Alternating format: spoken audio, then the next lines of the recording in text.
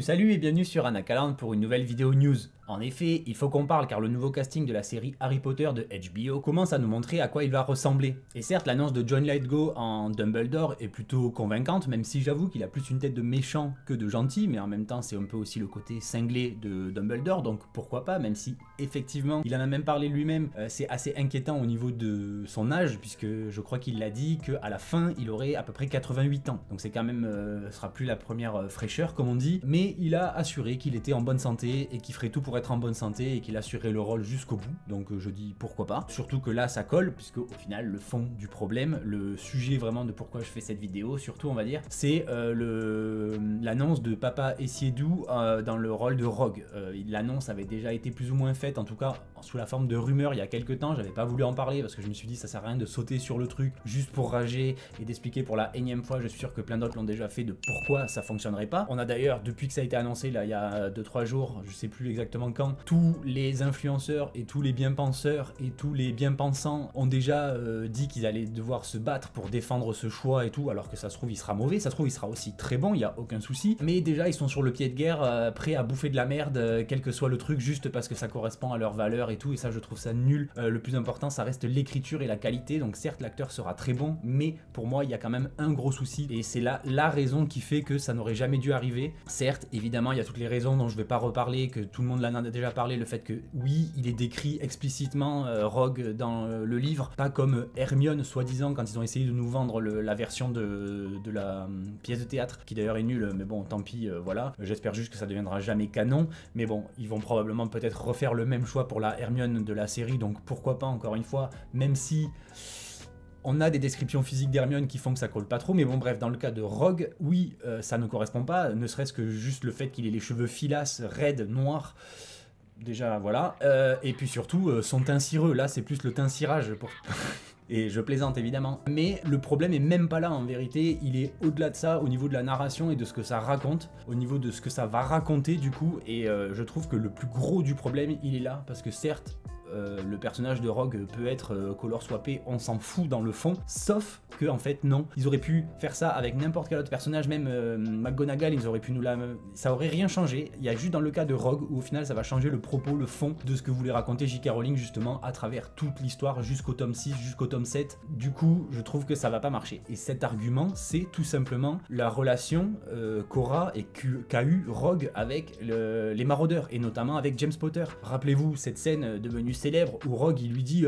je crois que c'est dans le 5e quand il travaille la légilimencie, il lui dit votre père était un salaud, et bien là du coup ça va devenir quoi, ça va dire quoi, votre père était un facho, votre père était un raciste, et du coup ça va tout changer en vérité, parce que là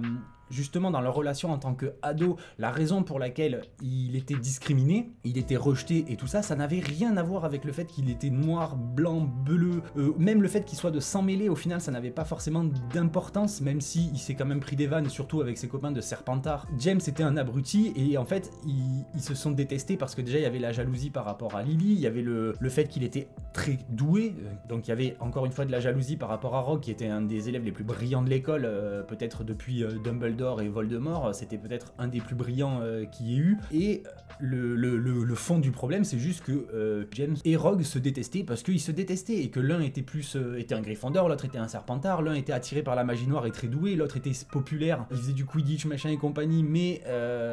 c'était une tête de con, parce que oui, Harry il idolâtre son père dans tous les livres et tout, même dans les films, mais clairement on sait que James c'était pas le plus sympa de... Même lui je crois qu'il le dit, il me semble dans un bouquin, ça fait longtemps que je les ai pas relus, il dit lui-même qu'il est pas sûr qu'il serait pote je crois avec son père, donc voilà. Et puis quand on connaît l'histoire avec les autres maraudeurs, c'était des petits cons, c'était les éléments perturbateurs entre guillemets de l'école et tout, ils faisaient des conneries, mais ils étaient doués et au final ils avaient pas un mauvais fond, donc on leur pardonnait un peu plus ou moins tout. D'ailleurs ils auraient pu transformer un des maraudeurs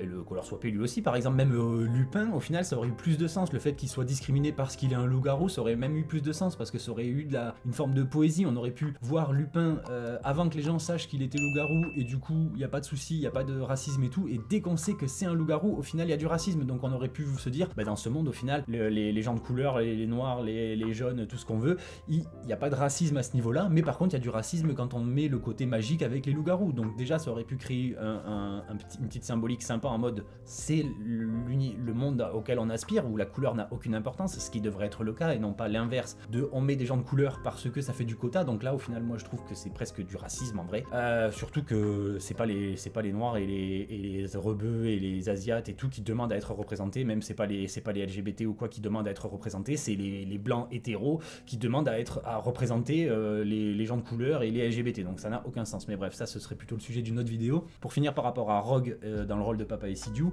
je trouve que ça n'aura pas forcément de sens, parce que comme je disais, ça va changer le propos au final du film, de la série, du livre, parce que il y a cette nouvelle composante qui va, c'est presque sûr. Après, si vraiment ils font en sorte que ça n'a aucun intérêt, comme dans d'autres univers où le fait que les personnages soient gays,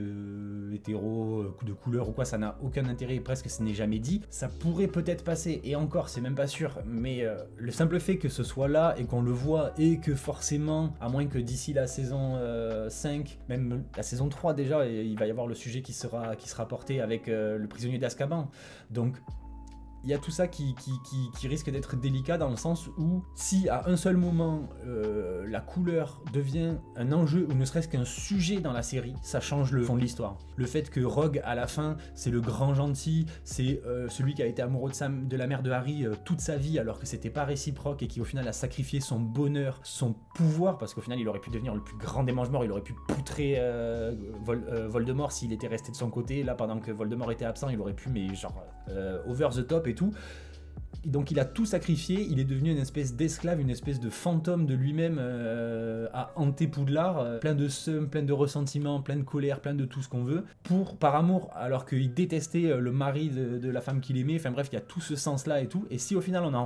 on ramène ça à il était raciste, ou ils étaient racistes, les maraudeurs et compagnie, c'est nul à chier, je le dis, ça sera vraiment mauvais, donc il faut vraiment que ce soit jamais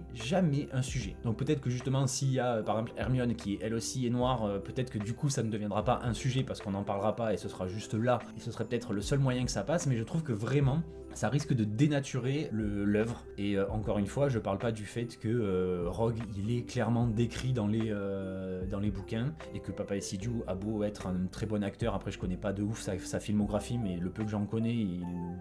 voilà, en plus acteur britannique et tout, donc il y aura pas de souci à ce niveau là, on reste sur vraiment un cast britannique, donc ça c'est cool, pour l'instant en tout cas. Et d'ailleurs aussi, étonnamment, c'est ce personnage-là qui est